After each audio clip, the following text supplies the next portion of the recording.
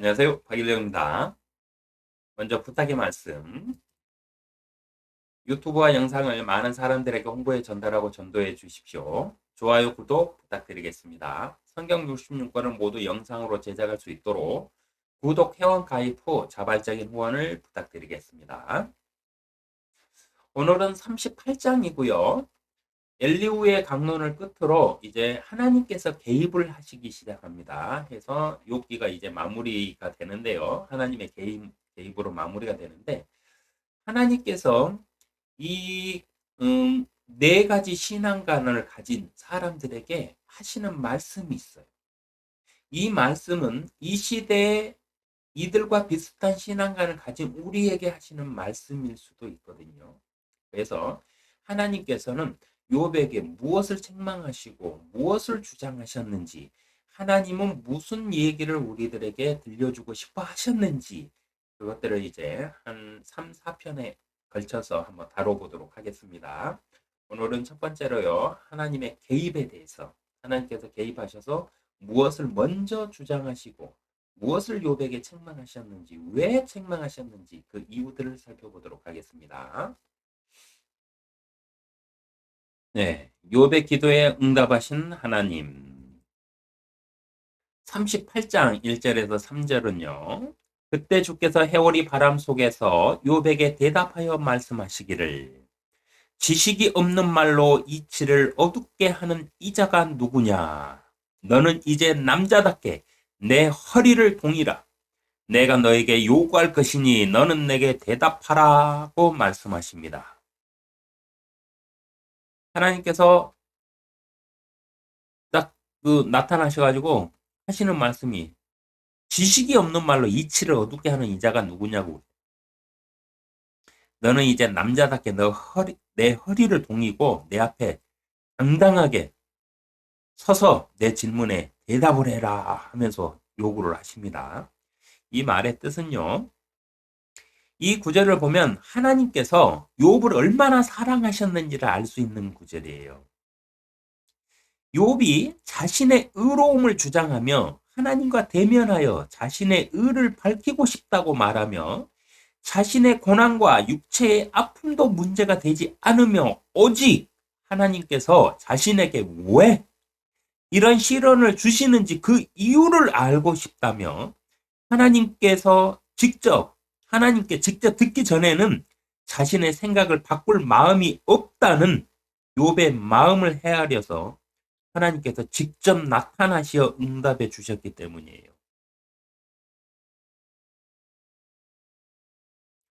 하나님이 욥을 사랑하시지 않고 아끼시지 않았다면 욥이 아무리 그렇게 지 잘났다고 하고 자기는 죄 없다고 주장하고 해봤자 그건 진짜 신경이나 쓰겠어요. 욥과 같은 시대에 살고 있는 몇 억 명의 사람들 중에 욥 한 사람에게 하나님이 이렇게까지 신경 쓰겠냐고요. 인간적인 생각으로 해보면. 근데 하나님은 신경을 쓰셨어요. 그래서 직접 나타나가지고 욥과 대화를 하십니다. 얼마나 하나님이 욥을 사랑하신 거예요. 성경에서 하나님께서 직접 나타나시어 말씀하시는 일은 그리 많지가 않습니다. 그런데 하나님께서는 욥을 위하여 욥에게 직접 나타나셨어요. 그 이유가 뭘까요?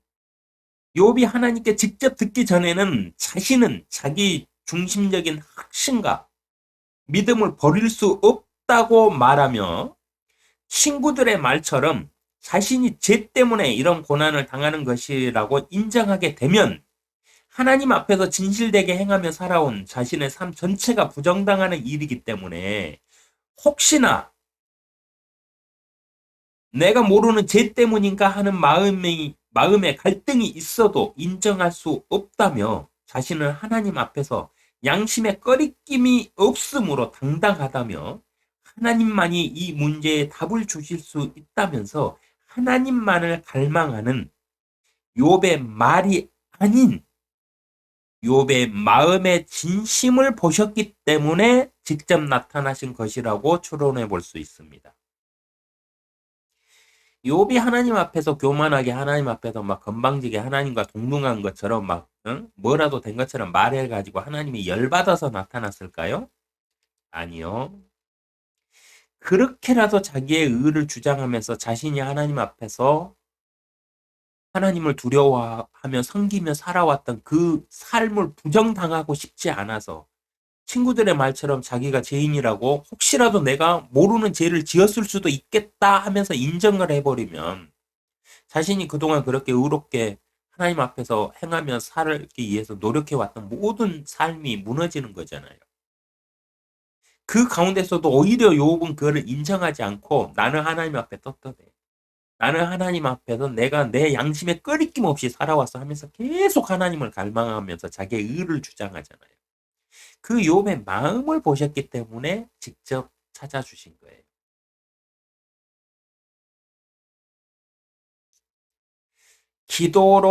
기도 뭐 미사 여구 사용하면서 모든 사람이 들었을 때 기도 끝내준다 막 이러면서 기도발 죽이네 막 이런 기도들 있죠.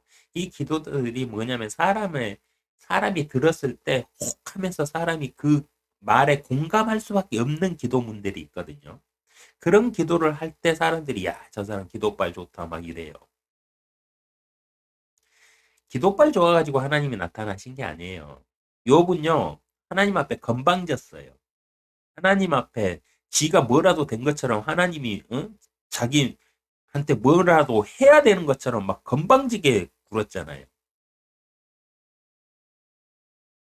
그런 욥에게 나타나셨어요. 왜냐? 욥의 기도 때문이 아니고 욥의 말 때문이 아니라 욥이 찾고자 하는 그 진실한 마음, 하나님을 갈망하는 그 마음을 보셨기 때문에 나타나셨다는 거 반드시 인식하셔야 됩니다. 자, 그리스도인의 삶을 한번 비추어서 해석을 해봅니다. 38장 1절 3절. 그때 주께서 해오리 바람 속에서 욥에게 대답하여 말씀하시기를 지식이 없는 말로 이치를 어둡게 하는 자가 누구냐? 어둡게 하는 이 자가 누구냐? 너는 이제 남자답게 허리를 동이라. 내가 너에게 요구할 것이니 너는 내게 대답하라. 혹시 여러분 하나님의 뜻을 갈망하고 하나님을 한번 만나보고 싶고 막 이런 생각들 하시나요? 네, 그러면 좋습니다. 하나님을 직접 만났어요. 근데 하나님이 이렇게 질문을 해. 당신한테. 지식이 없는 말로 이치를 어둡게 하는 이자가 누구냐? 너는 이제 남자답게 내 허리를 동이고 내가 너에게 요구할 것이 너는 내게 대답해봐라. 이러고 딱 질문을 하신다면 여러분 하나님 앞에서 대답하실 수 있겠습니까? 네, 그럴 자신이 있으면 하나님 한번 만나고 싶다고 한번 해보세요. 저는 그럴 자신 없어요.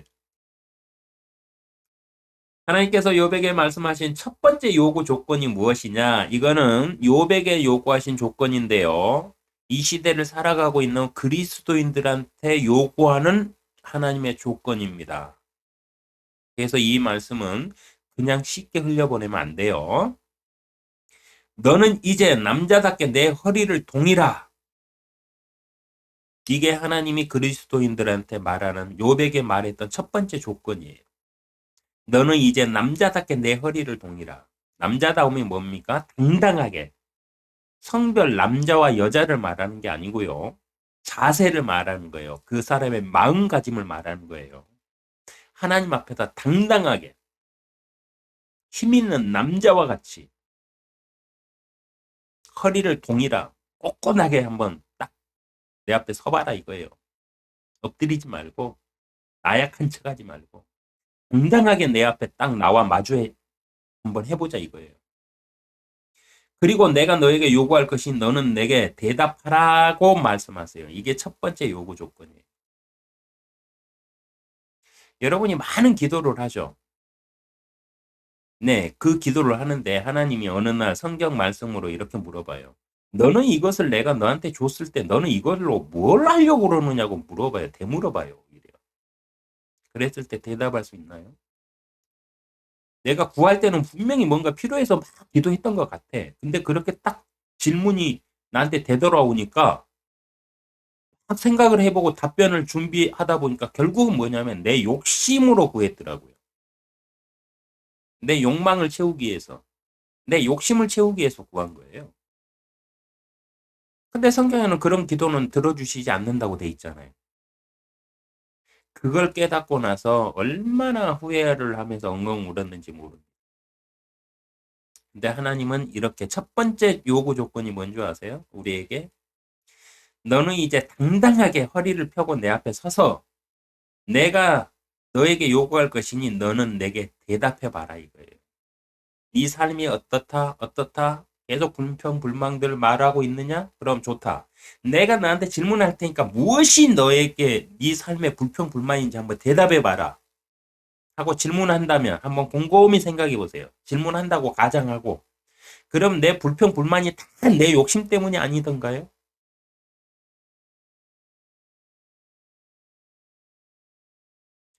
이 구절은 단순히 욥을 혼내는 구절로 해석할 수도 있지만 이 구절은 하나님께서 그리스도인들에게 요구하시는 말씀의 구절로 해석할 수도 있습니다.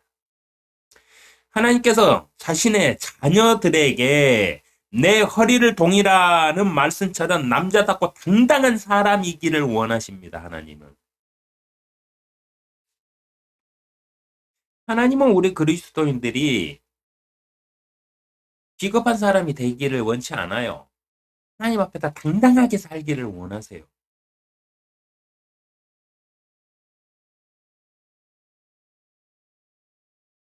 그리고 내가 너에게 요구할 것이니 너는 내게 대답하라. 는 말씀처럼 하나님은 자신과 대화할 때도 남자답게 대답하시기를 원하세요. 여러분 하나님한테 많은 기도들을 하죠. 근데 성경을 안 읽어. 그러니까 하나님의 질문을 못 받아요. 기도에 응답이 없다는 것만 신경을 쓰고 살죠. 아니요. 왜 기도에 응답이 없는지를 찾아서 알아야죠. 깨달아야죠. 근데 하나님은 성경 말씀으로만 우리와 대화를 하세요. 그래서 성경 말씀으로 이렇게 반문을 하신다니까요. 네가 구하는 거 왜 구하냐? 뭐 때문에 구하는 것이냐? 결국은 곰곰이 생각해보면 결국은 다 내 욕심 채우려고 구하는 거거든요. 근데 기도에 응답이 없는 이유가 뭐라고 그랬어요? 그들이 헛되이 구하기 때문이다. 자신의 정욕에 쓰려고 헛되이 구하기 때문에 기도에 응답이 없는 것이라고 딱 그냥 규정돼 있잖아요. 교리로. 하나님 백날 첫날 기도해 봤자 기도에 응답이 없지. 그게 당연한 거예요. 하나님 잘못 아니에요. 그 사람 잘못이에요. 응답 못 받을 기도를 하면서 응답 받기를 바라는 그 사람의 욕심이 잘못인 거예요.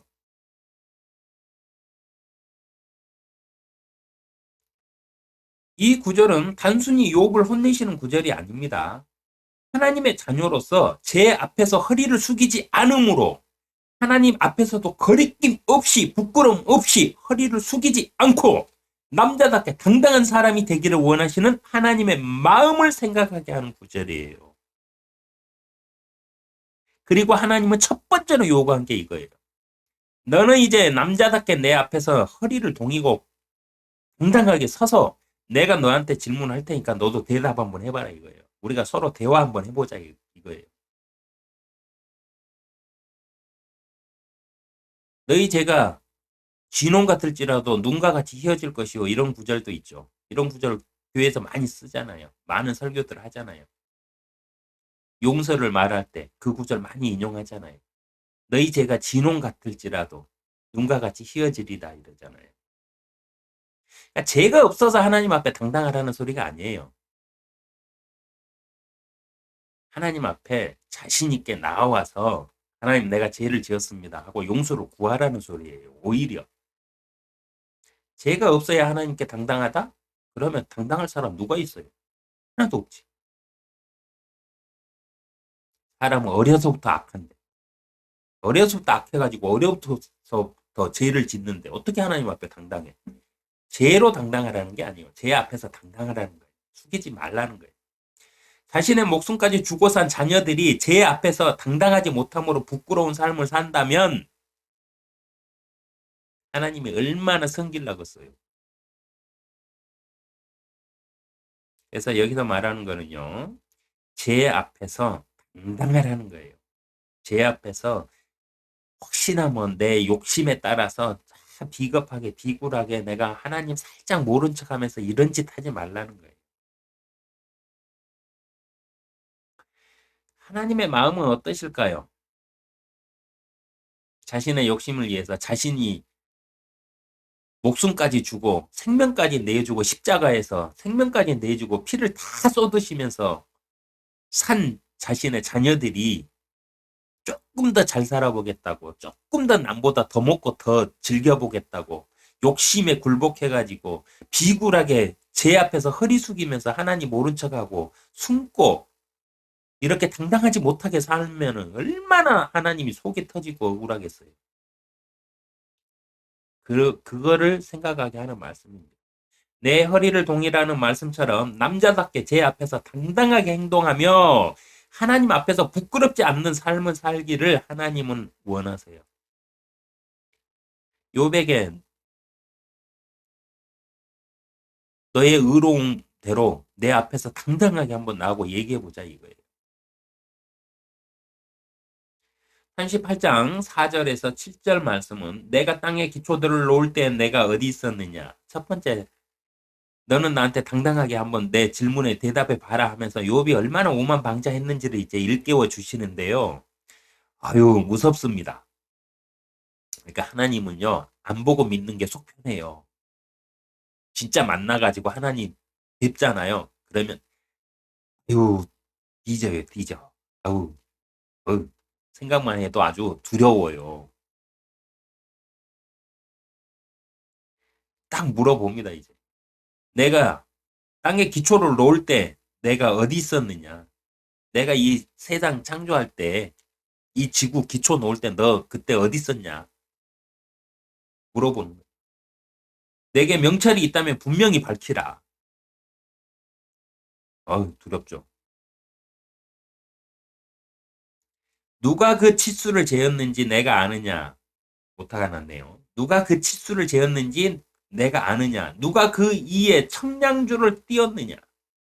그 기초들은 무엇 이에다가 고정시켰으며 모퉁이 돌은 누가 놓았느냐? 언제 새벽별들이 함께 노래했으며 하나님의 아들들이 모두 기뻐서 소리쳤느냐? 네가 이 창조의 때를 아느냐? 이 지구가요. 왜 그 창세기 1, 2장 하고요. 욥기 38장부터 41장까지 40장인가 41장까지를 함께 읽어야 되냐면은요. 창세기에는 그 창조한 순서만 나와 있어요. 첫 번째는 무엇을 창조했고, 첫 번째는 하나님의 나라, 하나님의 세상의 하늘과 땅을 창조했고, 두 번째 날은 두 번째 날이라고 했던 것은 하나님의 나라에서 사탄의 반란으로 인해서 그 나라가 두 개로 쪼개져서 분리된 것을 기록하고 있고, 세 번째 날은 다시 하나님께서 이 세상, 우주와 지구를 창조하시는 것들을 기록하고 순차적으로 기록한 거거든요.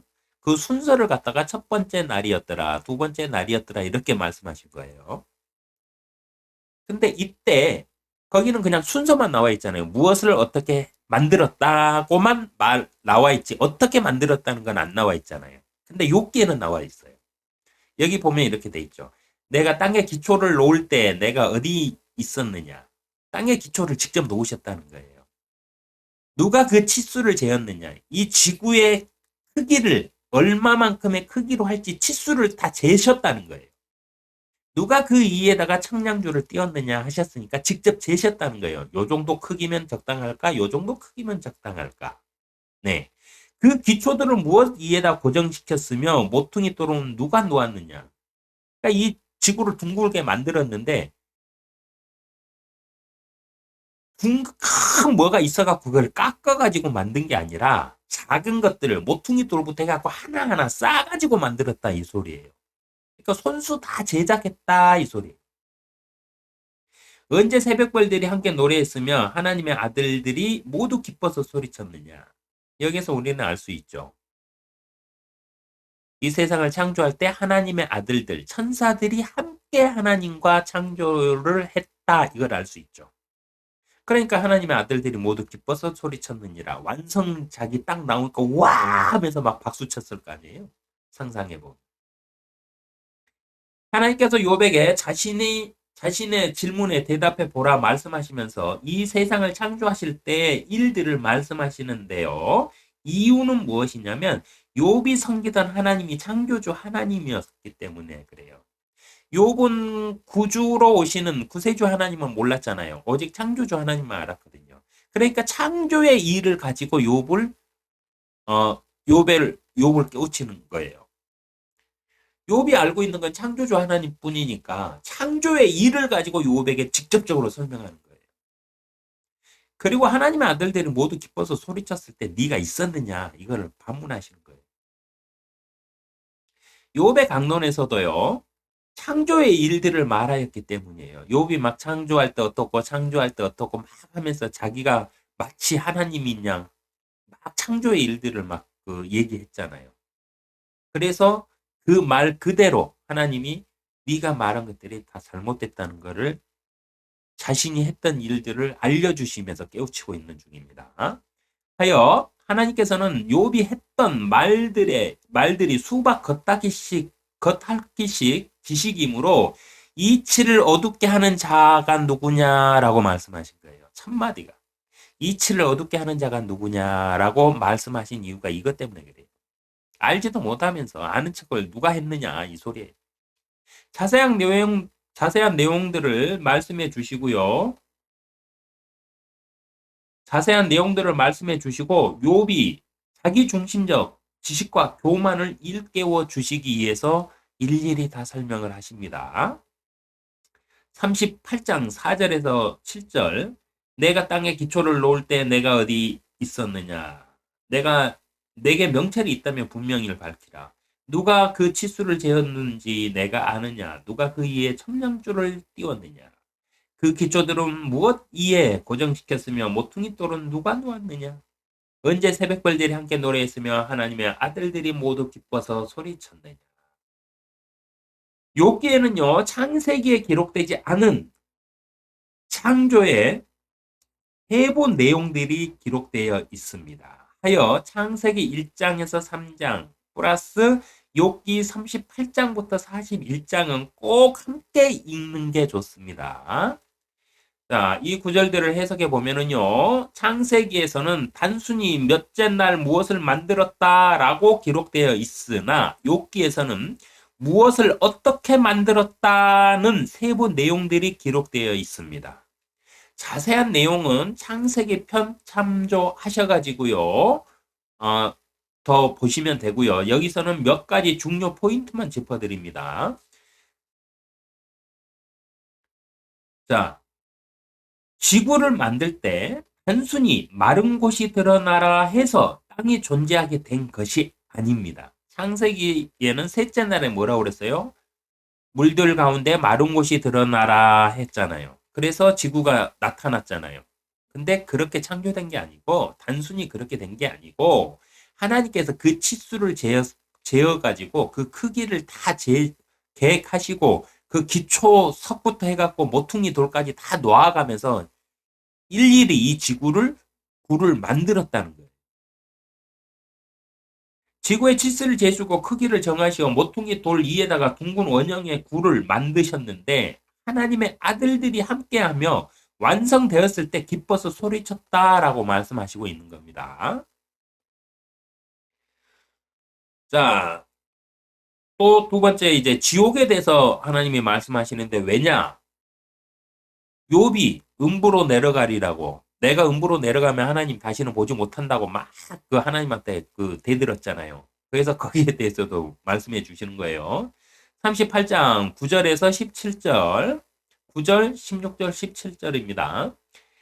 언제 내가 구름으로 바다에 의복을 만들고 짙은 흑암으로 그것을 싸는 포대기를 만들었으며 16절 너는 바다의 샘들 속으로 들어가 보았느냐? 하나님이 지옥을 만들 때 음부의 세계를 만들 때 네가 직접 내가 들어갔던 그 바다의 깊은 바다의 샘들 속으로 들어가 보았느냐고 말하고 있어요. 아니면 내가 깊은 곳을 찾아 거닐어 본 적이 있느냐?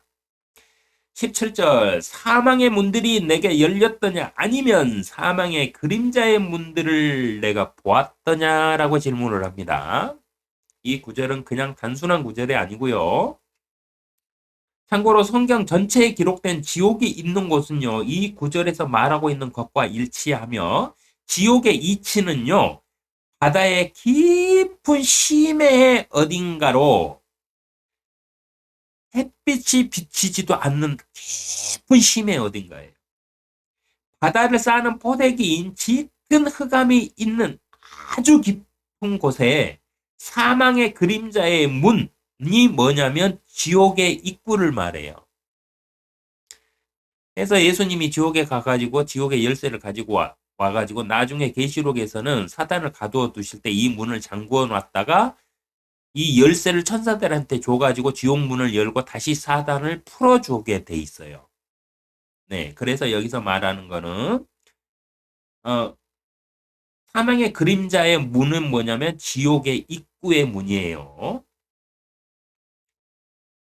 자, 38장 19절, 20절 사후세계에 대한 두 가지 질문도 답을 주십니다.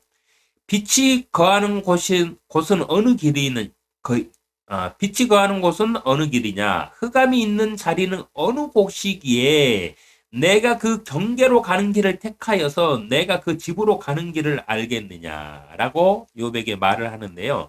욥이 자꾸 그랬잖아요. 내가 음부로 내려가리다. 내가 지옥으로 내려가리다. 그러면 하나님을 만날 수 없게 되고 하나님이 나를 찾아도 나를 보지 못하리다. 막 이랬잖아요. 그렇게 막 한 거를 갖다가 꾸짖는 거예요. 네가 그 길로 가는 걸 아느냐? 지옥의 이치가 어디 있는지 아느냐? 지옥은 깊은 바닷속에 있다. 해가 들지 않는 흑암으로, 응? 흑암으로 이렇게 아무것도 분간할 수 없는 그 깊은 곳에 있는데 네가 거기를 들어가 봤냐? 지옥에 있고 가봤냐? 네가. 그리고 네가 빛이 거하는 곳, 나의 나라가 어디 있는지 네가 아느냐? 응? 우주 끝에 네가 있다고 그냥 대충 알고 있는 거지. 거기로 가는 길을 네가 어떻게 아느냐는 거예요. 그걸 갖다가 되묻고 있습니다. 성경적으로 빛이 거하는 곳은 하나님의 나라를 말하고요. 흑암이 있는 곳은 깊은 구렁이 있는 음부를 말합니다. 음부는 죽은 자들의 세상으로 깊은 구렁이 있고요. 그 어딘가에 지옥이 있으며 구렁의 끝 밑바닥에는 불못이 있어요.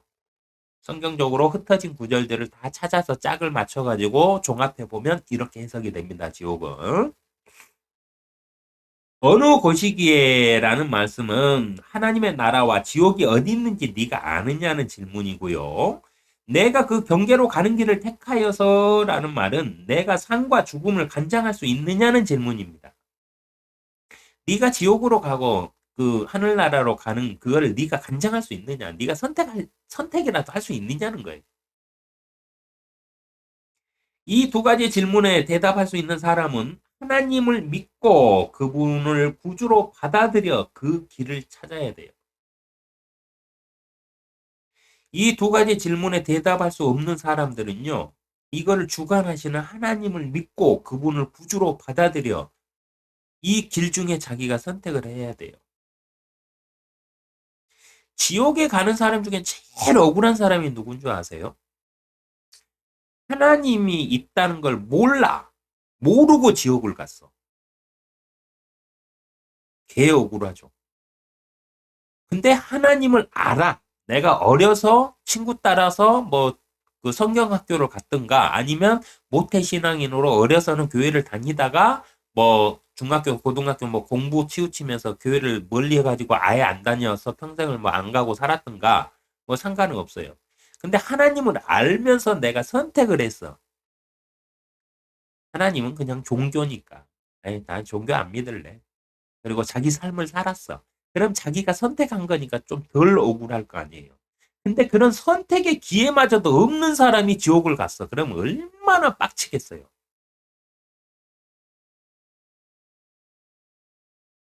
그래서 사람은 최소한 선택할 수 있는 기회는 얻어야 돼요.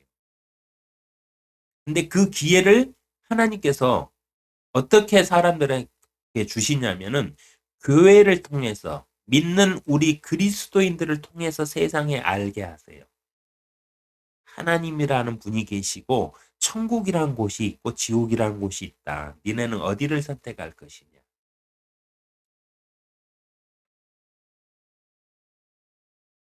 사람은 사후세계를 선택할 수가 없어요.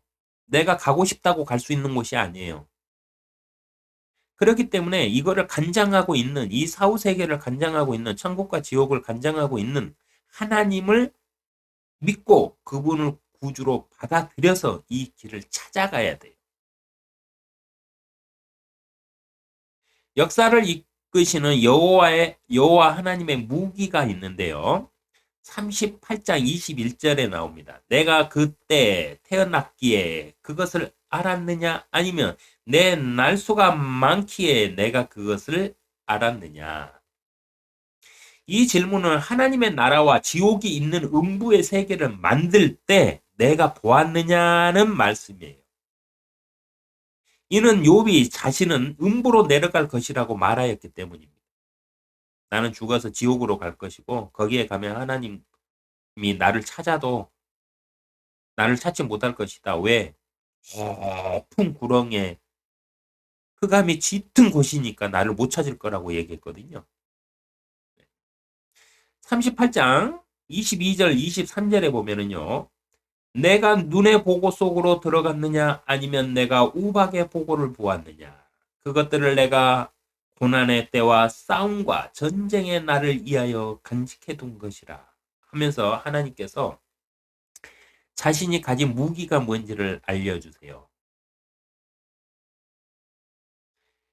출애굽기 9장 18절에 보면은요. 보라 내일 이맘때에 내가 아주 심한 우박을 내리리니 그러한 것은 이집트가 세워진 이래로 지금까지 거기에 없었던 것이라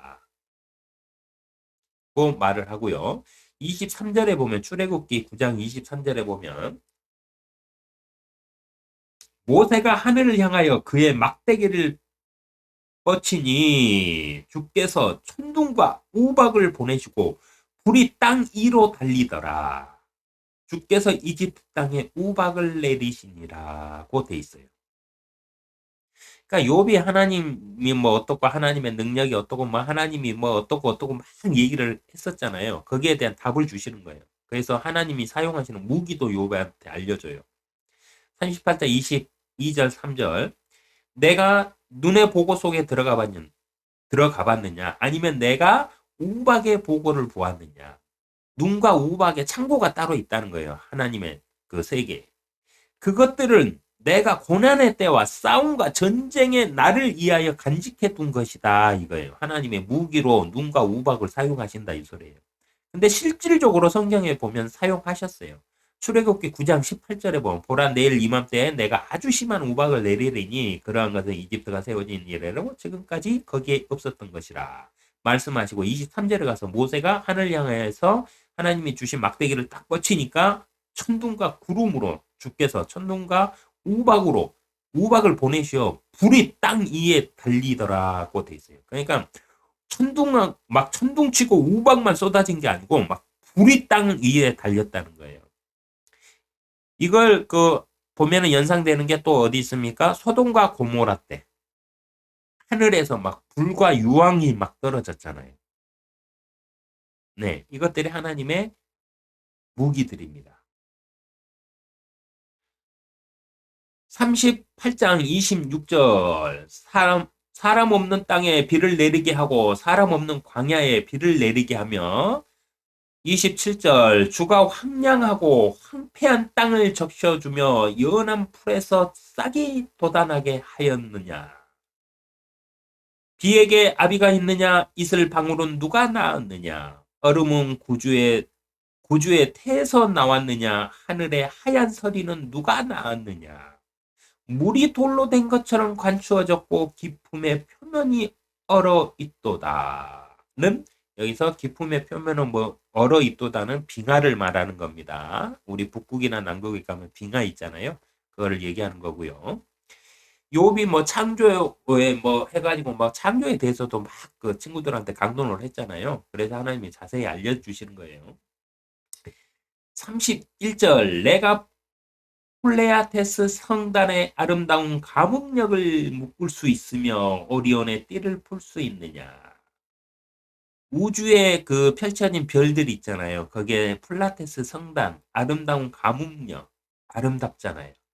그거를 묶을 수 있으면 그렇게 모여서 그렇게 그 성단을 이루게끔 이 묶어 모여서 그렇게 그 함께 있게 할 수 있겠느냐 이거예요.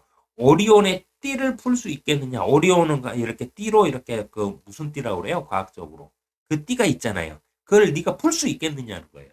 근데 그걸 하나님이 만드셨다. 이 소리입니다. 내가 12궁성을 그의 시기에 따라 불러낼 수 있느냐? 아니면 내가 악토루스 성단을 그의 아들들과 함께 인도할 수 있느냐라고 질문을 하세요. 그러니까 우주의 별들도 어떻게 배치를 시켰는지 여기에 보면 알 수 있겠죠. 내가 플레아데스 성단의 아름다운 가뭄력을 묶을 수 있느냐. 그러니까 별들이 우리가 말하는 뭐 별자리 막 이런 거 찾아가지고 막 하는 거 있잖아요. 그런 것들을 누가 만들었다? 하나님이 이렇게 배치를 하셨다는 걸 이 말씀에서 다 알 수가 있어요. 오리온의 띠를 풀 수 있느냐? 오리온 보면 밖에 막 띠 있잖아요. 띠. 우리 요즘에 막 그 우주에 나가가지고 천체 망원경으로 찍은 것 중에 무슨 어디 행성에 보면 막 띠가 있고 이러잖아요. 네, 그거 말씀하시는 거예요. 그거 하나님이 만드셨다고. 이 세상의 모든 것, 비와 풀과 이슬과 얼음과 하얀 서리와 빙하와 폴레아데스 성단과 12궁성과 악투루스 성단 등 지구와 우주의 모든 것을 주관할 수 있느냐고 욥에게 질문하고 있는 겁니다. 이어서 하나님께서는 이 모든 것을 주관하신다고 말씀하십니다. 38장 33절부터 37절 내가 하늘의 규례들을 아느냐 내가 그 통치를 땅에 펼 수 있느냐 내가 내 목소리를 구름에까지 높게 많은 물들로 너를 덮게 할 수 있느냐 내가 번개들을 보내어 그들로 가서 내게 말하기를 우리가 여기 있나이다 하게 할 수 있느냐 누가 속에다 지혜를 주었느냐 또한 누가 마음속에 명철을 주었느냐 누가 지혜로 구름을 셀 수 있겠느냐? 누가 하늘의 별들을 멈추게 할 수 있겠느냐? 여기서 말하는 누가 하늘의 병들을 멈추게 할 수 있겠느냐라고 말씀하시는데요. 여기서 말하는 하늘의 병들은 뭐냐면요. 계시록에 나오는 호리병과 같은 병들을 실질적으로 병을 말하는 거예요. 병. 호리병과 같은 하나님의 병을 말하는 겁니다. 하늘의 병들 하면 이게 뭔 뜻이지? 이렇게 하는데요. 하늘에서 사용하는 병, 천사들이 가지고 다니면서 이렇게 부으면은 막 그 뭐가 되고 이런 거 계시록에 나오잖아요. 그 병을 말하는 거예요. 우주와 자연도 그냥 움직이는 것이 아니며 사람의 지혜와 명철도 그냥 생겨난 것이 아니다. 모든 것은 하나님께서 만드신 작품이고 하나님께서 정하신 규칙이라고 말씀하고 있는 겁니다.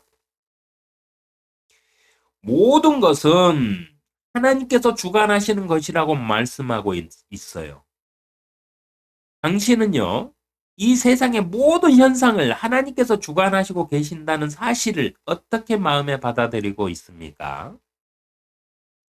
우리가 해가 뜨면 저 해가 하나님께서 이렇게 뜨도록 만드셨다. 그걸 생각하고 계시나요? 바람이 불거나 구름이 흘러가는 모양이나 이런 것들을 다 보면서 저걸 하나님이 이렇게 운영하신다. 이런 거 생각을 해보세요. 그걸 질문하고 있는 겁니다. 지진과 해일, 태풍 등으로 극심한 피해를 발생시키는 자연 현상들도 하나님께서 하시는 일이라고 혹시 믿고 계세요?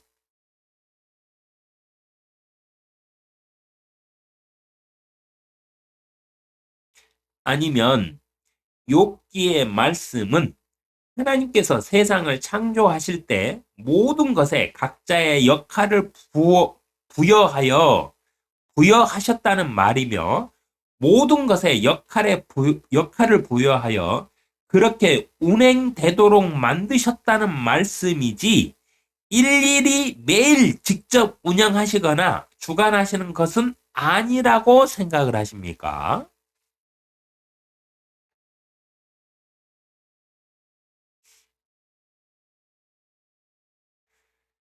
창조주 하나님께서 이 세상을 어디까지 주관하신다고 믿고 있는지 잘 생각해 보시기를 바라며 하나님의 평이 함께 하시기를 기도합니다.